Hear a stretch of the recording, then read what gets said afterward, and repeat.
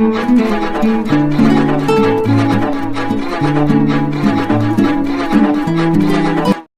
MLA court में राहुल गांधी की नागरिकता से जुड़े मामले में उन तमाम सबूतों को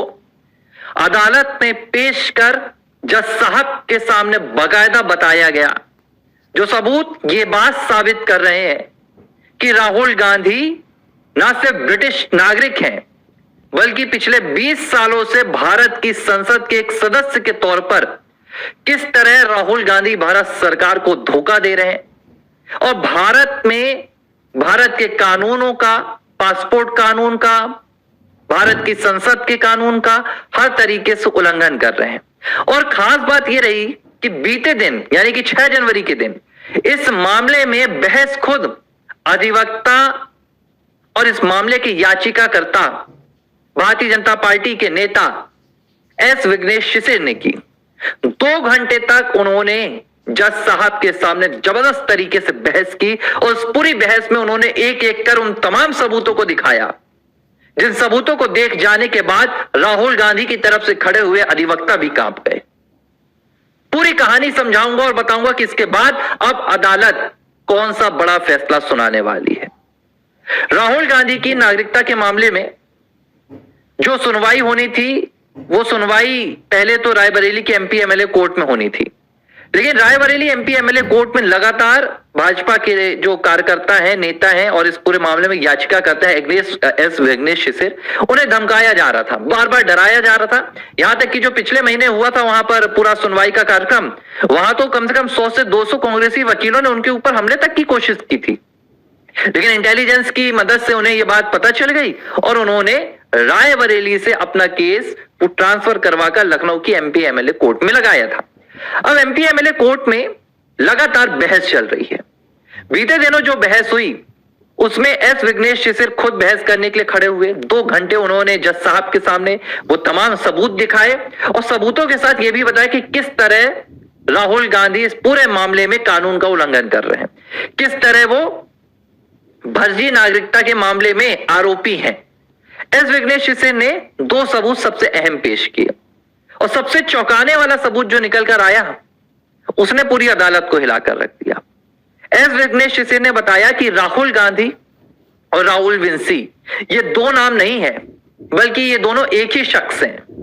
जो इस वक्त रायबरेली से सांसद हैं, कांग्रेस के पूर्व अध्यक्ष हैं और लोकसभा में विपक्ष के नेता है राहुल गांधी। उनका ही नाम राहुल विंसी है। और इस पूरी बात को साबित करने के लिए एस विघ्नेश शिशिर ने जो सबूत पेश किए उसमें उन्होंने बार्कले बैंक अकाउंट्स की डिटेल पूरी दिखाई है अदालत को, जिसमें बकायदा राहुल विंसी के नाम पर बैंक अकाउंट है। यूके कैम्ब्रिज यूनिवर्सिटी का उन्होंने पूरा रिकॉर्ड दिखाया,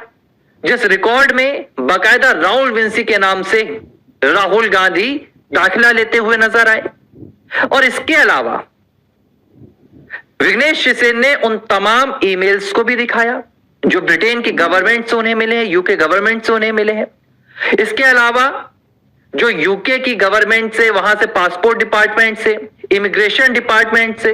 सिटीजनशिप डिपार्टमेंट से और भारत के गृह मंत्रालय से जो जो उन्होंने सबूत इकट्ठा किए थे, इन तमाम सबूतों को एस विघ्नेश शिशिर ने अदालत के सामने दिखाया और उन्होंने एक एक कर राहुल के गुनाह गिनाए। एस विघ्नेश शिशिर ने अदालत में यह भी कहा कि राहुल के पास 2 नागरिकता है, उनके पास भारत की भी नागरिकता है और उनके पास ब्रिटेन की भी नागरिकता है और भारत का कानून दोहरी नागरिकता की इजाजत नहीं देता है। इसका मतलब है कि राहुल गांधी की जो भारतीय नागरिकता है वो तत्काल प्रभाव से रद्द नहीं की जानी चाहिए, बल्कि इस रद्द करने के साथ साथ राहुल गांधी के खिलाफ विभिन्न धाराओं में एफआईआर भी दर्ज की जानी चाहिए, क्योंकि ये जो पूरी बहस चल रही है ये सिर्फ राहुल गांधी की नागरिकता साबित करने के लिए बहस नहीं चल रही है। ये जो अदालत में मामला एस विघ्नेश शिशिर ने लगाया है ये सिर्फ राहुल की नागरिकता साबित करने का मामला नहीं है, बल्कि ये पूरा मामला राहुल गांधी के खिलाफ आपराधिक मामला दर्ज करने के लिए लगाया गया है। ये जो पूरी सुनवाई चल रही है अदालत में, इस सुनवाई के अंत में अदालत से यह मांग की जा रही है कि आप राहुल गांधी के खिलाफ एफआईआर दर्ज करने का निर्देश दीजिए और एफआईआर ऐसी छोटी मोटी धाराओं में नहीं, एफआईआर उन धाराओं में दर्ज होगी जिसमें एस विघ्नेश शिशिर ने जिक्र किया है कि राहुल गांधी ने जो ऑफिस के सीक्रेट्स होते हैं उन्हें भी दुश्मन देशों को दिया है। उन्होंने भारत में एक फर्जी नागरिक के तौर पर संसद तक का सफर तय किया है। और ये वो किस एवज पर कह रहे हैं? विघ्नेश शिशिर का कहना है कि जब राहुल गांधी ब्रिटेन की नागरिकता ले चुके थे और उसके बाद जो उन्होंने भारत में सांसद पद का चुनाव लड़ते हुए शपथ पत्र दिया था, उसमें उन्होंने अपने आप को भारतीय नागरिक दिखाया है। इसका मतलब राहुल ने सीधे तौर पर फ्रॉड किया, और अगर यहां पर फ्रॉड हुआ है तो इसके खिलाफ आपराधिक मामला भी दर्ज होना चाहिए। इसके अलावा 2003 में जिस कंपनी में राहुल गांधी डायरेक्टर थे ब्रिटेन में, बैकऑप्स, बाकायदा उसके भी सबूत यहां पर पेश किए गए और जबरदस्त तरीके से बहस हुई। और यह पहली बार नहीं है जब अदालत में राहुल के मामले में बहस हो रही है, लेकिन इस बार मामला बेहद रोचक हो चुका है। मामला बेहद महत्वपूर्ण स्थिति पर पहुंच गया है, क्योंकि अब से पहले सबूत पेश नहीं किए गए थे। और एक बात और, जब रायबरेली में एस विघ्नेश शिशिर पहुंचे हुए थे सुनवाई के लिए, तब वहां पर उन्होंने एक बात का खुलासा किया था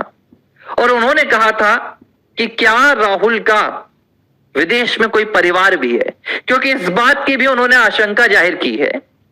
कि राहुल भारत में तो अपने आप को अविवाहित दिखाते हैं। जो वो शपथ पत्र देते हैं चुनाव के दौरान, उसमें राहुल का कोई भी बच्चा या कोई भी पति पत्नी ऐसा कोई संबंध नहीं आता है।